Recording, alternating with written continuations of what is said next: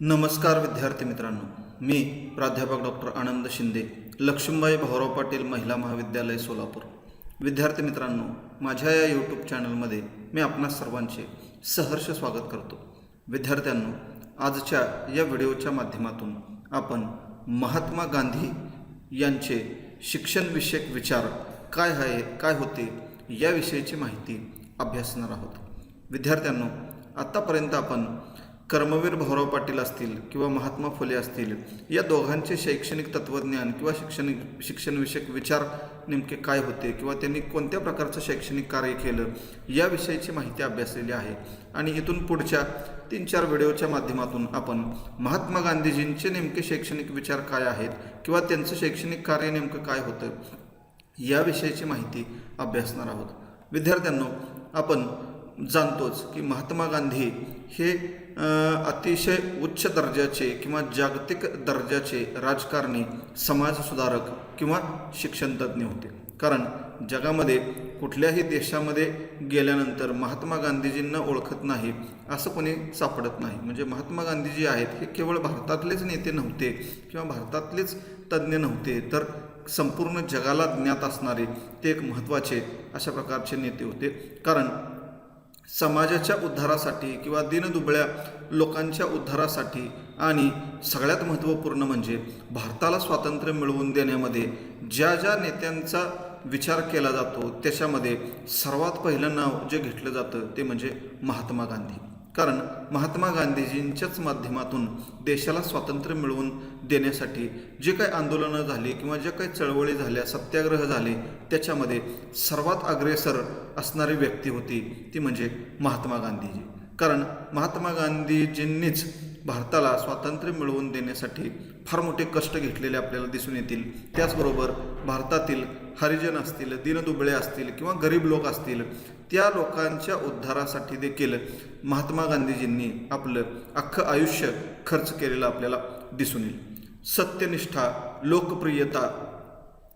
सत्यनिष्ठा, प्रामाणिकपणा, ध्येयवाद, सेवाभाव, सत्य आचरण, गरीब आणि दीनदुबळ्या लोकांविषयी सहानुभूती यासारखे गुण जे आहेत, यासारखे गुण महात्मा गांधीजींच्यामध्ये असलेले आपल्याला दिसून येतील. आणि महात्मा गांधीजींचं जे शैक्षणिक तत्त्वज्ञान आहे किंवा शिक्षणविषयक जे काही विचार आहेत त्या विचारांचा जर आपण या ठिकाणी आढावा घेतला तर आपल्याला असं दिसून येईल की भारतामध्ये स्वातंत्र्यपूर्व शिक्षण पद्धतीमध्ये, म्हणजे भारतात स्वातंत्र्यपूर्व काळामध्ये जेव्हा अनेक लोकांनी शिक्षणाच्या संदर्भात उपाययोजना सुचवल्या होत्या किंवा भारतामधील शिक्षण कसं असावं या संदर्भात वेगवेगळ्या तज्ज्ञ लोकांनी आपले विचार व्यक्त केले होते.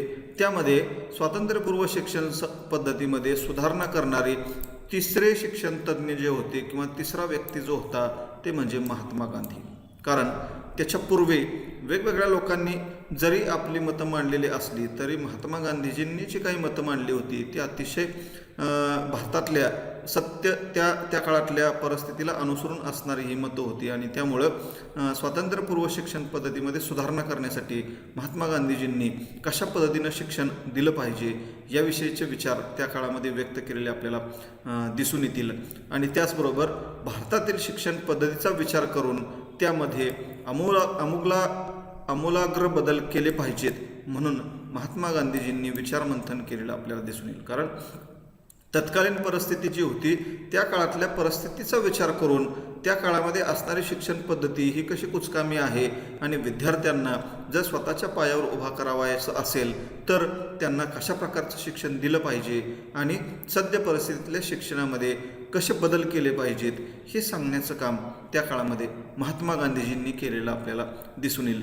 त्या काळामध्ये देशाची आर्थिक परिस्थिती असेल किंवा सामाजिक परिस्थिती असेल, या सर्व परिस्थितीचा विचार करून महात्मा गांधीजींनी आपली नवीन एक अभिनव शिक्षण योजना जी आहे ती अभिनव शिक्षण योजना सादर केली की ज्या शिक्षण योजनेला आपण वर्धा शिक्षण योजना किंवा मूलोद्योगी शिक्षण योजना म्हणून ओळखतो. म्हणजे भारताच्या शिक्षण पद्धतीमधली ही एक महत्त्वपूर्ण अशा प्रकारची शिक्षण योजना होती की जे शिक्षण योजना आत्तापर्यंत कुठल्याही शिक्षण तज्ज्ञानं सुचवली नव्हती. अशा पद्धतीनं महात्मा गांधीजींनी एक नवीन अभिनव शिक्षण योजना सादर केली की ज्याला आपण वर्धा शिक्षण योजना किंवा मूलोद्योगी शिक्षण योजना असं म्हणतो. महात्मा गांधीजींचे जे शैक्षणिक विचार आहेत किंवा शैक्षणिक तत्त्वज्ञान जे आहे ते तत्त्वज्ञान कशावर अवलंबून आहे तर त्यांचं जीवनविषयक तत्त्वज्ञानाचा जो प्रभाव आहे तो त्यांच्या शैक्षणिक तत्त्वज्ञानावर देखील पडलेला आपल्याला दिसून येतो. कारण महात्मा गांधीजींचं जे शैक्षणिक तत्त्वज्ञान होतं ते तत्त्वज्ञान केवळ पुस्तकी नव्हतं तर भारतातली आर्थिक सामाजिक धार्मिक परिस्थिती कशी आहे ह्या परिस्थितीचा प्रत्यक्ष अनुभव घेऊन अनुभवाआधारे आणि त्या तत्त्वज्ञानाला वस्तुस्थितीची बैठक होती. म्हणजे वस्तुस्थिती काय आहे आणि त्या प्रत्यक्ष सत्यस्थिती वस्तुस्थितीचा विचार करून त्यांनी ती शिक्षण पद्धती मांडली होती. त्यामुळं त्यांचं जे तत्त्वज्ञान आहे शैक्षणिक तत्त्वज्ञान जे आहे ते अतिशय महत्त्वपूर्ण अशा प्रकारचं होतं. आणि सत्य, अहिंसा आणि प्रेम ह्या 3 गोष्टींना जसं महात्मा गांधीजींनी स्वतःच्या जीवनामध्ये अतिशय महत्त्व दिलं तशाच पद्धतीनं त्यांचं म्हणणं होतं की सत्य, अहिंसा आणि प्रेम यांच्यासाठी शिक्षण हे एक साधन आहे. सत्य, अहिंसा आणि प्रेम यांच्यासाठी किंवा हे आपल्याला अंमलबजावणी करण्यासाठी शिक्षण हे एक महत्त्वपूर्ण साधन आहे. शिक्षणाच्या माध्यमातून लोकांच्या जीवनामध्ये सत्य, अहिंसा आणि प्रेम आपल्याला आणता येऊ शकतं. आणि म्हणून महात्मा गांधीजींनी शिक्षणाच्याच माध्यमातून हे लोकांमध्ये अंमलबजावणी करण्यासाठी त्याची उपाययोजना किंवा तशा पद्धतीनं सुचवलेलं आपल्याला दिसून येईल. तर महात्मा गांधीजींचे जे शिक्षणविषयक विचार आहेत किंवा शैक्षणिक तत्त्वज्ञान जे आहे हे केवळ पुस्तकी नसून जीवन व्यवहारावर आधारित अशा प्रकारचं तत्त्वज्ञान असलेलं आपल्याला दिसून येईल. आणि म्हणून त्यांचे हे जे काही शैक्षणिक विचार आहेत ते शैक्षणिक विचार आपल्याला पाहणं महत्त्वपूर्ण ठरणार आहे. तर महात्मा गांधीजींचे शैक्षणिक विचार बघत असताना सर्वात पहिला महत्त्वाचा शिक्षणविषयक विचार त्यांनी जर कोणता मांडलेला असेल तर शिक्षणाचा अर्थ स्पष्ट करण्याचं काम त्यांनी पहिल्यांदा केलं. म्हणजे शिक्षणाची व्याख्या काय असली पाहिजे, शिक्षणाचा अर्थ काय असला पाहिजे हा अर्थ त्यांनी सर्वात प्रथम अगोदर स्पष्ट केला. आणि मग स्वतःची शिक्षण पद्धती जी आहे किंवा शैक्षणिक योजना जी आहे ती योजना मांडण्याचं काम त्या काळामध्ये त्यांनी केलेलं आपल्याला दिसून येईल. तत्कालीन परिस्थिती जी आहे ती तत्कालीन परिस्थितीचा विचार करून किंवा त्या काळातल्या शिक्षण पद्धतीचा विचार करून ते त्या शिक्षण पद्धतीमध्ये असणारे जे काही दोष आहेत ते दोष कसे आपल्याला घालवता येतील आणि शिक्षण पद्धतीमध्ये कशा प्रकारे आपल्याला परिवर्तन करता येईल याचा विचार करूनच त्यांनी आपली ती शिक्षण पद्धती किंवा नवीन शिक्षण योजना मांडली होती की ज्याच्यामध्ये देशाची प्रगती असेल किंवा आर्थिक प्रगती असेल, देशाला आर्थिक संपन्नता आपल्याला आणायची असेल, सामाजिक समता देशामध्ये जर आपल्याला प्रस्थापित करायची असेल आणि या सर्वांच्या माध्यमातून जर देशाची प्रगती आपल्याला घडवून आणायची असेल तर शिक्षण पद्धतीमध्ये बदल केला पाहिजे अशा प्रकारे त्यांचं मत होतं. आणि मग त्यांनी हे जाणलं होतं की शिक्षण पद्धतीमध्ये आमूलाग्र बदल केल्याशिवाय आपल्याला हे शक्य होणार नाही. आणि म्हणून शिक्षण पद्धतीमध्ये बदल करत असताना शिक्षणाचा अर्थ वेगवेगळ्या लोकांनी, पाश्चिमात्य तज्ज्ञ असतील, भारतीय शिक्षण तज्ज्ञ असतील, त्यांनी आपापल्या दृष्टिकोनामधून जो अर्थ सांगितला होता त्याच्यामध्ये सुद्धा महात्मा गांधीजींनी बदल सांगितला. आणि शिक्षणाची व्याख्या करत असताना, शिक्षणाचा अर्थ सांगत असताना त्यांनी असं सांगितलं बघा की माणसाच्या शारीरिक, मानसिक आणि आध्यात्मिक अंगामधील उत्कृष्टतेचा विकास आणि अभिव्यक्ती म्हणजे शिक्षण होय.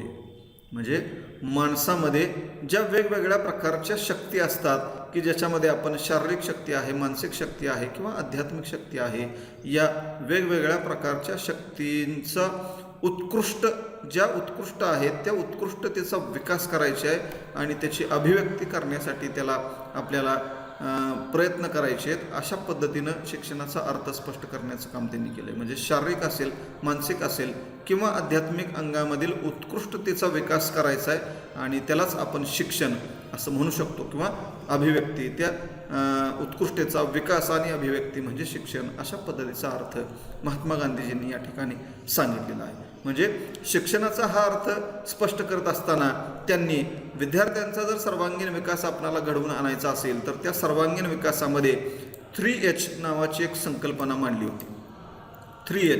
3H म्हणजे 3 एच त्यांनी शिक्षणाच्या संदर्भात सांगितले होते. तर ते कोणकोणते होते बघा, हेड, हार्ट आणि हँड. हेड, हार्ट आणि हँड म्हणजे विद्यार्थ्याचा जर सर्वांगीण विकास करायचा असेल तर आपल्याला या 3 गोष्टींचा विकास करणं गरजेचं आहे, तरच त्या विद्यार्थ्याचा सर्वांगीण विकास घडून येईल. आणि म्हणून त्यांनी असं म्हटलंय बघा की शरीर, बुद्धी आणि हृदय यांचा समतोल विकास झाला पाहिजे. शरीर, बुद्धी आणि हृदय यांचा काय झाला पाहिजे, समतोल विकास झाला पाहिजे. अशा प्रकारचा एक नवा दृष्टिकोन महात्मा गांधीजींनी मांडलेला आपल्याला दिसून येईल. आणि म्हणूनच त्यांनी शिक्षणाचा अर्थ स्पष्ट करत असताना अजून एक या ठिकाणी म्हणले बघा की माणसाचे शरीर, मन आणि चैतन्य यामधील सर्वोत्कृष्ट गुणांची अभिव्यक्ती म्हणजे शिक्षण होय. माणसाचं शरीर, मन आणि चैतन्य यामधील सर्वोत्कृष्ट गुणांची अभिव्यक्ती म्हणजे शिक्षण होय. म्हणजे हेड, हँड आणि हार्ट म्हणजे शरीर, बुद्धी आणि हृदय या तिघांचा विचार करून या तिघांमधील सर्वोत्कृष्ट जे गुण आहेत त्या गुणांची अभिव्यक्ती करणं किंवा त्यांचा विकास घडवून आणणं म्हणजे शिक्षण होय. अशा पद्धतीनं शिक्षणाचा एक नवा अर्थ मांडण्याचं काम कोणी केलं तर महात्मा गांधीजींनी केलेलं आपल्याला दिसून येईल. तर अशा पद्धतीनं शिक्षणाची व्याख्या जी आहे ही व्याख्याच त्यांनी बदलून टाकली किंवा शिक्षणाचा अर्थ त्यांनी बदलला. त्यानंतर पुढील शिक्षणविषयक विचार त्यांचा आहे तो म्हणजे शिक्षणाचा हेतू. म्हणजे शिक्षणाचा अर्थ स्पष्ट केल्यानंतर किंवा शिक्षणाची व्याख्या सांगितल्यानंतर शिक्षणाचा नेमका हेतू काय असला पाहिजे तो हेतूसुद्धा स्पष्ट करण्याचं काम त्या काळामध्ये महात्मा गांधीजींनी केलेलं आपल्याला दिसून येईल. महात्मा गांधीजींच्या शिक्षणाची ही जी उद्दिष्ट आहेत किंवा जे हेतू आहेत हे हेतूसुद्धा बदलत्या परिस्थितीनुसार बदलणारे आहेत. म्हणजे त्या काळामध्ये म्हणजे स्वातंत्र्यपूर्व काळामध्ये आणि स्वातंत्र्योत्तर काळामध्ये किंवा ब्रिटिश सरकारचा जो काळ होता त्या काळामध्ये किंवा त्या बदलणाऱ्या परिस्थितीमध्ये शिक्षणाचे उद्दिष्टसुद्धा कशी बदलली पाहिजेत किंवा हेतूसुद्धा कसे बदलले पाहिजेत हे विचार त्या काळामध्ये त्यांनी मांडलेले दिसून येतील. आणि महात्मा गांधीजींच्या दृष्टिकोनातून त्यांनी शिक्षणामधून आपल्याला काय साध्य करायचं आहे किंवा कोणते हेतू साध्य करायचे आहेत तर ते हेतू इथं मांडलेले दिसतील बघा. पहिला हेतू आहे विद्यार्थ्यांमध्ये नागरिकत्व यावे. म्हणजे पहिला शिक्षणाचा हेतू त्यांनी काय सांगितलं आहे तर विद्यार्थ्यांमध्ये नागरिकत्व आलं पाहिजे. म्हणजेच नागरिकत्वासाठी आवश्यक असणारे जे काही गुण आहेत ते गुण विद्यार्थ्यांच्यामध्ये आले पाहिजेत.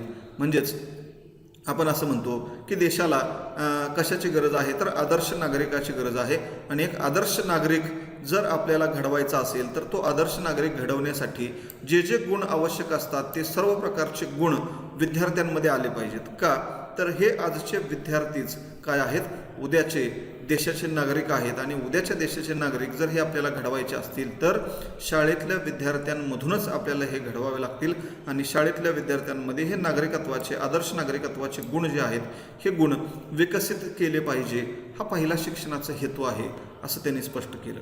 त्यानंतर लोकशाही दृष्टिकोन निर्माण व्हावा हा एक दुसरा हेतू त्यांनी सांगितलेला आहे. म्हणजे भारताला स्वातंत्र्य मिळवून देत असताना भारत हे एक लोकशाही राष्ट्र झालं पाहिजे अशा पद्धतीचा एक ध्येय किंवा उद्देश त्यांनी ठेवला होता. आणि त्यामुळं मग लोकशाही राष्ट्र म्हणून जर भारत उदयास येणार असेल तर या लोकशाही राष्ट्राला आवश्यक असणारा लोकशाही दृष्टिकोन जो आहे तो लोकशाही दृष्टिकोन प्रत्येक व्यक्तीच्या मनामध्ये निर्माण झाला पाहिजे किंवा लोकशाहीला अनुरूप अशाच प्रकारचा व्यक्ती शिक्षणाच्या माध्यमातून घडला पाहिजे. हा एक शिक्षणाचा दुसरा हेतू असला पाहिजे असं महात्मा गांधीजींनी स्पष्ट केलेलं आहे.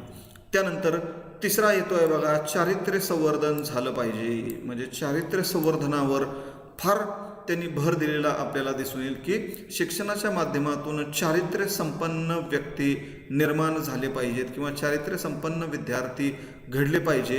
आणि म्हणून त्यांचं जर चारित्र्य चांगलं व्हावं, त्यांचं चारित्र्य संवर्धन व्हावं असं वाटतं असेल तर चांगले आदर्श असतील, चांगले मूल्य असतील, चांगले संस्कार असतील हे विद्यार्थ्यांच्यावर आपण केले पाहिजे, संस्कार केले पाहिजे त्यांचे आणि विद्यार्थी चारित्र्य संपन्न घडवले पाहिजे.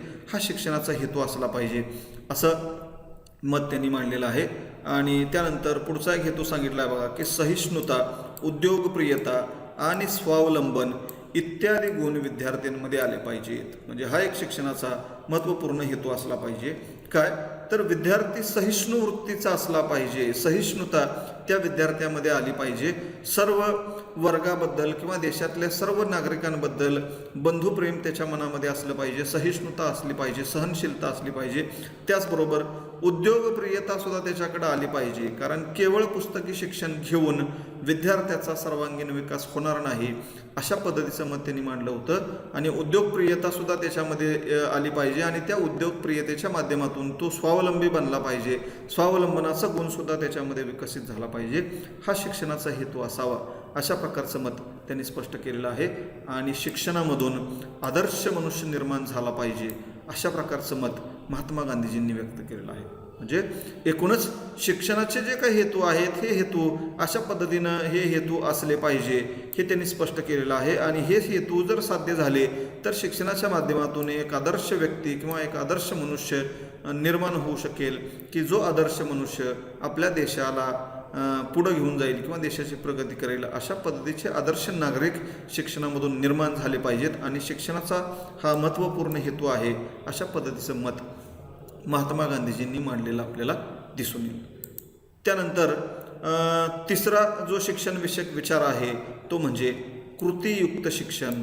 म्हणजे विद्यार्थ्यांना शिक्षण देत असताना ते शिक्षण कसं असलं पाहिजे, तर कृतीयुक्त शिक्षण असलं पाहिजे, ज्याला आपण लर्निंग बाय डुईंग म्हणतो. म्हणजे प्रत्यक्ष कृती करून त्या कृतीच्या माध्यमातून विद्यार्थी शिकला पाहिजे. कारण केवळ पुस्तकी शिक्षण देऊन विद्यार्थ्याच्या बुद्धीचा विकास होणार नाही, असं गांधीजींचं मत होतं. म्हणजे महात्मा गांधीजींच्या मते बुद्धीचा विकास हा केवळ पुस्तकी ज्ञानातून होणार नाही, तर त्याला कृतीयुक्त शिक्षण दिलं गेलं पाहिजे. आणि हे कृतीयुक्त शिक्षण दिलं तरच त्याचा बौद्धिक विकास होईल. आणि ते असे म्हणायचे बघा, की खरे बौद्धिक शिक्षण हे शरीर अवयवांच्या योग्य वापरातूनच होते. म्हणजे खरं बौद्धिक विकास जर आपल्याला त्या विद्यार्थ्याचा करायचा असेल तर तो कशामधून होईल, तर शरीर अवयवांच्या योग्य वापरामधूनच त्याचा तो बौद्धिक विकास होईल किंवा बौद्धिक शिक्षण घडून येईल. आणि त्यामुळं विद्यार्थ्यांना शिक्षण देत असताना केवळ पुस्तकी शिक्षणावर भर न देता शरीर अवयवांच्या योग्य वापरावर भर दिला पाहिजे. शरीर अवयवांचा योग्य वापर त्याला करायला शिकवलं पाहिजे. त्यासाठी वेगवेगळ्या कृती त्याला करायला सांगितल्या पाहिजेत, वेगवेगळे कौशल्य त्याला शिकवली पाहिजेत, म्हणजे त्याच्या शरीर अवयवांचा योग्य वापर करून घेता येईल किंवा घडेल. आणि त्या माध्यमातून आपल्याला विद्यार्थ्यांच्या शारीरिक अंगांचा पण काय करता येईल, आपल्याला विकास घडवून आणता येईल. आणि त्यासाठी त्यांनी सांगितलं आहे की मुलांना हस्तव्यवसाय शिकवून त्याद्वारे उत्पादन करण्याचे कौशल्य शिकवलं पाहिजे.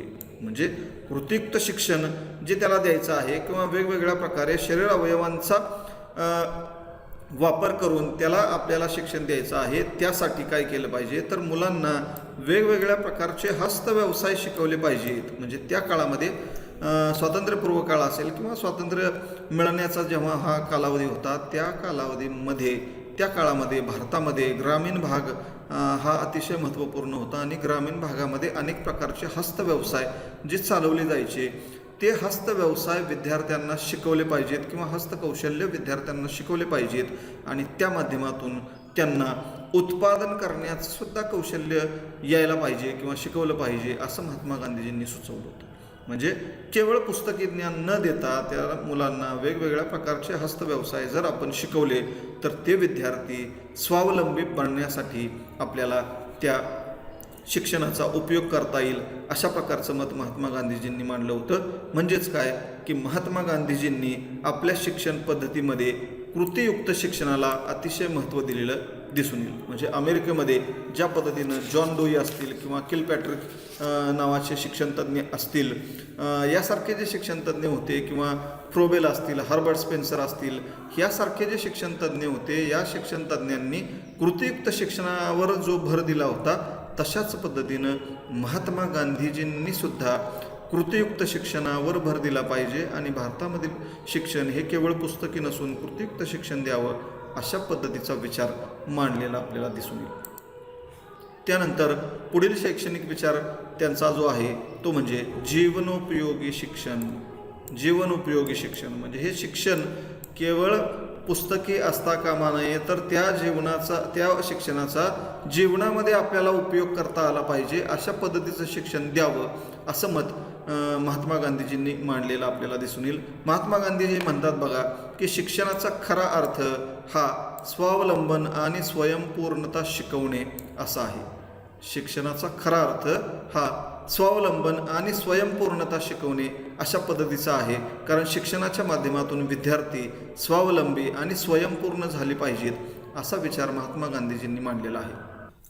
तर महात्मा गांधीजींनी शिक्षणाचा अर्थ स्पष्ट करत असताना म्हटलेलं आहे की स्वावलंबन आणि स्वयंपूर्णता शिकवणे हाच खरा शिक्षणाचा अर्थ आहे. कारण शिक्षणाच्या माध्यमातून विद्यार्थी स्वावलंबी आणि स्वयंपूर्ण बनले पाहिजेत अशा पद्धतीचं त्याचं मत होतं. आणि त्यामुळं शिक्षण हे जीवन विकासासाठी आणि जीवन समृद्धीसाठी दिले पाहिजे अशा प्रकारचा अतिशय पुरोगामी विचार महात्मा गांधीजींनी मांडलेला आपल्याला दिसून येईल. की शिक्षण हे कशासाठी असलं पाहिजे, तर जीवन विकासासाठी असलं पाहिजे किंवा जीवन समृद्ध बनवण्यासाठी असलं पाहिजे अशा पद्धतीचा मत महात्मा गांधीजींनी मांडलंय. आणि त्यामुळं ते शिक्षण हे केवळ पुस्तकी नसून किंवा शिक्षण हे केवळ पुस्तकी शिक्षण जीवन समृद्धीच्या दृष्टीने कुचकामी स्वरूपाचं आहे. म्हणजे नुसतं पुस्तकी शिक्षण जर तुम्ही त्याला दिलं, थेरॉटिकल नॉलेज फक्त जर दिलं, तर ते विद्यार्थ्याचं जीवन समृद्ध करू शकणार नाहीत किंवा त्यांच्या जीवनामध्ये त्याचा काहीही उपयोग होणार नाही. जे शिक्षण व्यक्तीला स्वतःच्या पायावर उभे राहून पोट भरण्याचे सामर्थ्य देत नाही ते खरे शिक्षणच नव्हे अशा प्रकारचं मत महात्मा गांधीजींनी मांडलेलं आपल्याला दिसून येईल. म्हणजे शिक्षणाच्या माध्यमातून विद्यार्थी हा स्वावलंबी बनला पाहिजे किंवा स्वयंपूर्ण बनला पाहिजे, त्याला स्वतःच्या पायावर उभा राहता आलं पाहिजे, त्याला स्वतःचं उदरनिर्वाह किंवा पोट भरण्याचं सामर्थ्य निर्माण झालं पाहिजे, तरच त्या शिक्षणाचा त्याच्या जीवनामध्ये उपयोग होईल. केवळ पुस्तकी शिक्षण देऊन त्याला आपण पायावर उभा करू शकत नाही किंवा स्वयंपूर्ण बनवू शकत नाही. म्हणून ते खरं शिक्षणच नव्हे अशा पद्धतीचं मत महात्मा गांधीजींनी मांडलेलं आहे.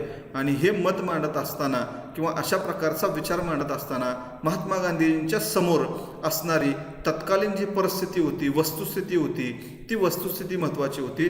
कारण त्या काळामध्ये भारतामधील अर्धपोटी जनता असेल, अशिक्षित जनता असेल, बेकार असतील किंवा दरिद्री समाजाचे चित्र जे आहे हे चित्र महात्मा गांधीजींच्या या जीवनोपयोगी शिक्षणाची बैठक होती. कारण भारतामध्ये त्या काळामध्ये अनेक लोक अर्धपोटी होते किंवा अशिक्षित होते, बेकार होते, दरिद्री होते. आणि ह्या सर्वांचा विचार करून काय केलं पाहिजे, शिक्षण हे जीवनोपयोगी असलं पाहिजे अशा प्रकारचं मत महात्मा गांधीजींनी मांडलेलं आपल्याला दिसून येईल. त्यानंतर पुढील शिक्षणाचा विचार जो आहे तो म्हणजे स्त्री शिक्षणासंबंधीचा विचार. म्हणजे स्त्रियांच्या शिक्षणाच्या संदर्भात सुद्धा महात्मा गांधीजींनी अतिशय चांगले विचार मांडलेले आपल्याला या ठिकाणी दिसून येईल. महात्मा गांधीजी असं म्हणायचे बघा की प्राचीन काळापासून स्त्री ही अशिक्षित राहिलेली आहे. म्हणजे प्राचीन काळापासून आपण महात्मा फुलेंचे देखील शैक्षणिक विचार बघितले की ज्या ठिकाणी तिथं सुद्धा स्त्रियांना शिक्षण देण्याचं काम केलं जात नव्हतं, स्त्रियांना अशिक्षितच ठेवलं जात होतं. आणि म्हणून महात्मा फुलेंनी स्त्री शिक्षणाचं जे कार्य हाती घेतलं होतं, तशाच पद्धतीनं महात्मा गांधीजींनी ते देखील तेच विचार मांडलेत की प्राचीन काळापासून स्त्री अशिक्षित राहिली कारण भारतातील पुरुषांनी तिला केवळ मोलकरीणच मानलेलं आहे. म्हणजे भारतातील पुरुषांनी त्या आपल्या स्त्रीला किंवा तिच्याबरोबर असणारी जी काही स्त्री आहे त्या स्त्रीला कधीही सखी मानलं नाही किंवा सहचारणी मानलं नाही, अर्धांगिनी मानलं नाही, तर केवळ मोलकरीणच मानण्याचं काम केलं किंवा मोलकरीणच तिला बनवण्याचं काम केलं. आणि त्यामुळं त्या प्राचीन काळापासून स्त्री ही अशिक्षितच राहिलेली आहे. आणि आपल्याला स्त्रियांना अशिक्षित ठेवून चालणार नाही. कारण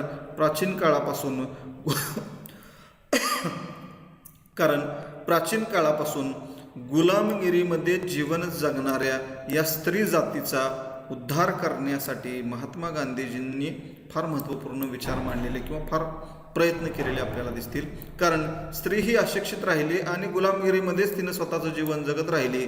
आणि त्यामुळं ह्या गुलामगिरीमधून जर तिला बाहेर काढायचं असेल, त्या स्त्री जातीचा जर उद्धार करायचा असेल, तर तिला शिक्षित बनवल्याशिवाय हे शक्य होणार नाही किंवा तिला शिक्षण दिल्याशिवाय हे शक्य होणार नाही. अशा प्रकारचा विचार महात्मा गांधीजींनी मांडलेला आपल्याला दिसून येईल. स्वराज्यामध्ये स्त्रीला देखील पुरुषा इतकेच हक्क असले पाहिजे असं देखील मत त्यांनी मांडलेलं आहे. म्हणजे जर भारत आता स्वतंत्र होत चाललेला आहे किंवा स्वतंत्र राज्य स्वतंत्र राष्ट्र म्हणून स्थापन होणार आहे, त्या स्वतंत्र राज्यामध्ये स्वराज्यामध्ये स्त्रियांना पुरुषांइतकंच महत्त्व असलं पाहिजे किंवा स्त्रियांना पुरुषांइतकेच हक्क प्राप्त झाले पाहिजे. मग शिक्षणाचा देखील हक्क त्यांना मिळाला पाहिजे अशा पद्धतीचं मत महात्मा गांधीजींनी मांडलेलं आहे. स्त्रियांना स्वातंत्र्य असलं पाहिजे, सामाजिक जीवनामध्ये देखील त्यांना महत्त्व प्राप्त झालं पाहिजे असंही त्यांचं म्हणणं होतं. आणि म्हणून स्त्री शिक्षण ही एक गरजेची बाब आहे अशा पद्धतीनं त्यांनी प्रतिपादन केलेलं आहे. म्हणजे प्राचीन काळापासून स्त्रिया अशिक्षित ठेवण्यासाठी भारतातल्या पुरुषांनी कशा प्रकारे प्रयत्न केले किंवा भारतातल्या पुरुषांनी स्त्रियांना शिकू दिलं नाही किंवा त्यांना कायम मोलकरीण म्हणूनच वापरलं किंवा गुलामगिरीमध्येच त्यांना ठेवलं. मात्र आता स्वराज्यामध्ये स्वतंत्र भारतामध्ये आपल्याला तसं करून चालणार नाही, तर स्त्रियांना देखील शिक्षित केलं पाहिजे आणि पुरुषांनी एवढेच हक्क, स्वातंत्र्य, सामाजिक जीवनातील महत्त्व स्त्रियांना दिलं पाहिजे आणि म्हणून त्यांना शिक्षण देणं ही एक अतिशय महत्त्वाची गरज आहे अशा प्रकारचे विचार महात्मा गांधीजींनी मांडलेले आपल्याला दिसून येतील.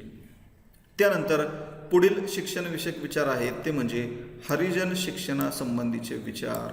हरिजन शिक्षणासंबंधीचे विचार म्हणजे महात्मा गांधीजींनी ही एक महत्त्वाची चळवळ हाती घेतली होती की त्या काळामध्ये जसं महात्मा फुलेंनी देखील म्हटलं होतं की भारतामध्ये अस्पृश्यता हा जो शब्द आहे किंवा अस्पृश्यता हा एक कलंक आहे, जो कलंक भारतातल्या लोकांना लागलेला आहे आणि हा अस्पृश्यतेचा कलंक आपल्याला जर पुसून टाकायचा असेल तर लोकांना शिक्षित केलं पाहिजे. म्हणून महात्मा गांधीजींचा सुद्धा हाच विचार होता की भारतातील हा अस्पृश्यतेचा कलंक जर धुवून टाकायचा असेल, पुसून टाकायचा असेल तर अस्पृश्य लोकांना शिक्षण दिलं पाहिजे आणि अस्पृश्य अशा प्रकारचा शब्द त्यांना न वापरता हरिजन अशा प्रकारचा प्रश्न वापरावा असं देखील महात्मा गांधीजींनीच सुचवलं होतं आणि म्हणून हरिजन हा शब्द त्या काळापासून प्रचलित झाला.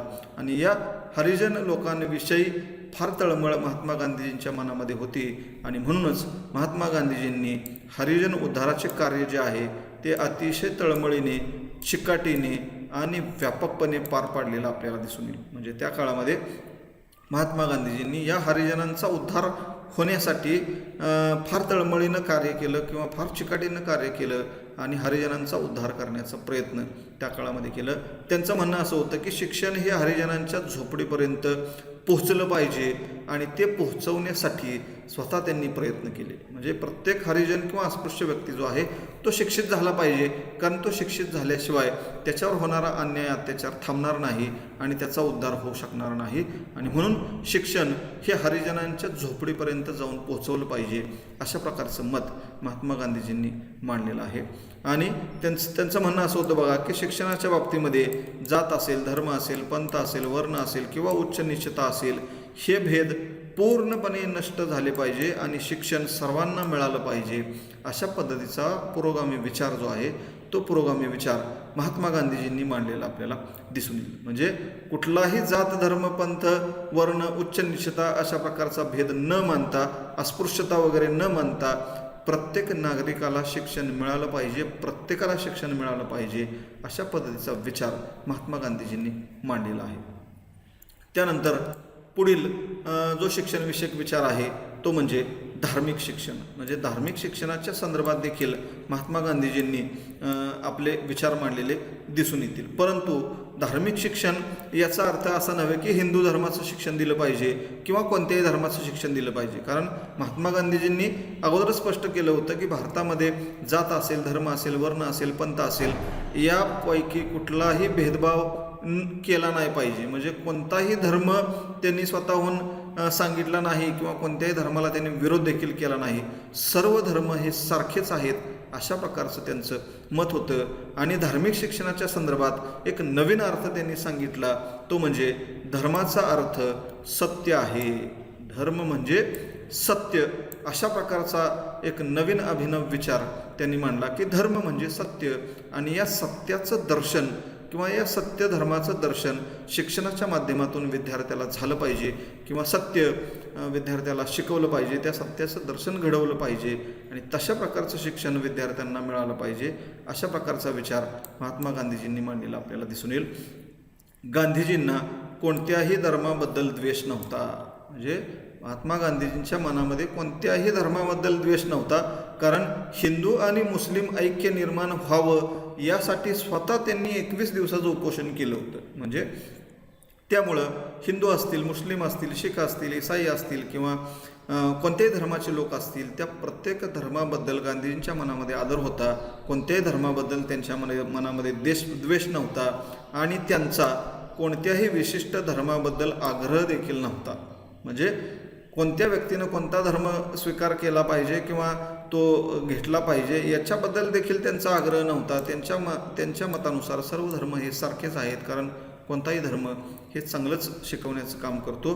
आणि धार्मिक शिक्षण म्हणजे कोणत्याही विशिष्ट धर्माचे शिक्षण नसून ते सत्याचे दर्शन घडवणाऱ्या सत्य धर्माचे शिक्षण आहे, अशा प्रकारचं मत महात्मा गांधीजींनी मांडलेलं आहे. म्हणजे धार्मिक शिक्षण देणं म्हणजे हिंदू धर्माचं शिक्षण देणं किंवा मुस्लिम धर्माचं शिक्षण देणं किंवा शीख धर्माचं शिक्षण देणं, कुठल्याच धर्माचं शिक्षण द्यायचं नाही. तर धार्मिक शिक्षण म्हणजे काय, तर कोणत्याही विशिष्ट धर्माचे शिक्षण नसून सत्याचे दर्शन घडवणाऱ्या सत्य धर्माचे शिक्षण होय, अशा प्रकारचा एक अभिनव विचार त्यांनी मांडला. कोणत्याही विशिष्ट धर्माचे शिक्षण नसून सत्याचे दर्शन घडवणाऱ्या सत्य धर्माचे शिक्षण होय, अशा पद्धतीनं धार्मिक शिक्षणाचा अर्थ त्यांनी स्पष्ट केला. आणि म्हणून धार्मिक शिक्षणासंदर्भात मांडलेले त्यांचे विचारसुद्धा अतिशय पुरोगामी किंवा अभिनव विचार असलेले आपल्याला दिसून येतील. तर विद्यार्थी मित्रांनो, अशा प्रकारे महात्मा गांधीजींनी जे काही शैक्षणिक विचार मांडले त्यापैकी 6 ते 7 किंवा 7 विचार आपण या व्हिडिओच्या माध्यमातून पाहिलेले आहेत. एवढेच विचार महात्मा गांधीजींनी मांडले असं नाही, तर आणखीन देखील काही विचारांचा आढावा आपल्याला घ्यायचा आहे. मात्र तो राहिलेला आढावा जो आहे तो आपण पुढील व्हिडिओच्या माध्यमातून घेणार आहोत. हा व्हिडिओ जर आपणाला आवडला असेल तर नक्कीच याला लाईक आणि शेअर करायला विसरू नका. धन्यवाद.